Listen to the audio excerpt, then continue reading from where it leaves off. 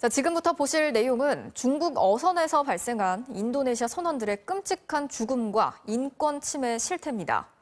이 사안을 MBC가 보도하게 된 건 이 배가 부산항으로 입항한 사이 선원들이 한국 정부 그리고 MBC에 도움을 요청했기 때문입니다.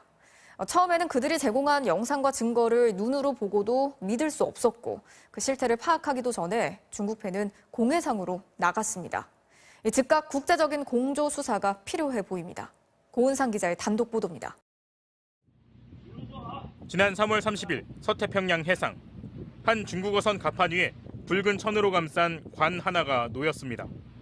입관된 사람은 인도네시아 선원인 24살 아리 씨. 1년 넘게 중국 어선에서 조업하다가 배 위에서 숨졌습니다. 관 주변에 둘러선 중국인 선원들은 불 붙인 향을 흔들고 술을 뿌리는 것으로 간이 장례를 치릅니다.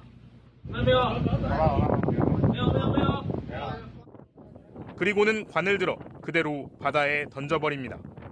깊이를 알 수 없는 바닷속으로 아리 씨가 수장된 겁니다.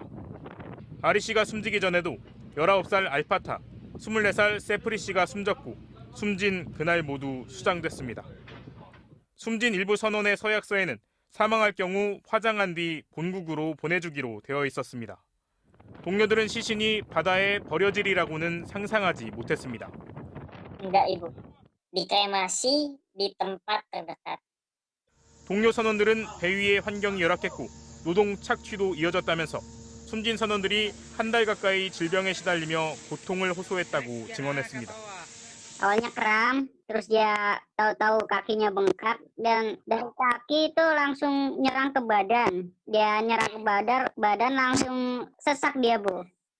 중국 선원 대다수는 육지에서 가져온 생수를 마셨지만 인도네시아 선원들은 바닷물을 정수한 물을 마시며 생활했는데 이 물을 마시고 몸 상태가 나빠졌다는 겁니다.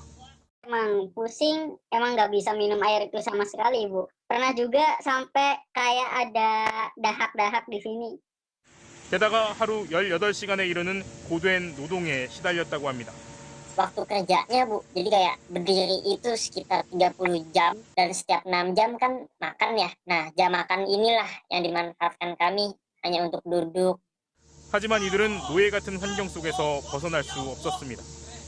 전형적인 착취와 또 바다에 묶어두는 그런 장치들이 있는 거예요. 아까 여권이 압수되는 거, 이탈 보증금을 포함한 엄청나게 높은 송출 비용, 이런 것 때문에 선원 중 5명은 바다에서 13개월 동안 일하고도 고작 $120, 우리 돈으로 14만 원을 받았습니다. 월급으로 치면 11,000원을 받은 셈입니다. 이 중국 원양어선은 참치잡이 배였습니다. 하지만 수시로 긴 막대를 이용해 상어를 잡아 올렸고 샥스핀, 그러니까 상어 지느러미만 도려내 따로 보관했습니다. 보통 하루에 20마리 이상의 상어를 포획했다고 했거든요. 상어 지느러미 16상자를 봤다고 했거든요. 한 상자가 45kg이. 그러면 대략 800kg. 명백한 불법 조업을 들킬까봐 사망자가 생겨도 육지로 돌아가지 않고 조업을 계속했을 것으로 환경단체는 보고 있습니다.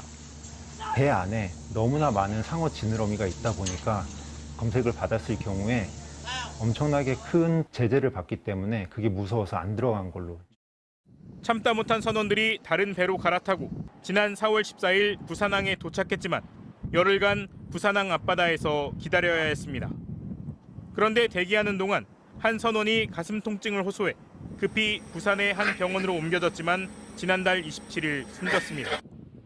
배 위에서의 4명이 숨진 사건을 조사한 공익인권법인은 지난 4월 27일 해경에 알리고 즉각적인 수사를 촉구했습니다.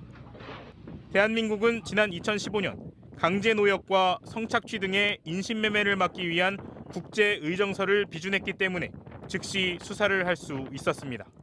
이 의정서를 비준을 하고 그걸 이행하기 위해서 우리가 형법을 개정을 했거든요. 이러한 인신매매 사건의 경우에는 이 보편 관할권이 적용이 되기 때문에 한국에서 이거를 수사를 해야 된다는 거죠. 하지만 이틀 뒤 중국 선박이 공해상으로 나가버렸고 해경은 더 이상 수사를 할 수 없다고 통보를 해왔습니다. 부산에 격리된 나머지 선원들은 자신들이 겪은 인권 침해를 세상에 알리고 싶다며 한국 정부의 철저한 조사를 당부하고 있습니다. MBC 뉴스 고은상입니다.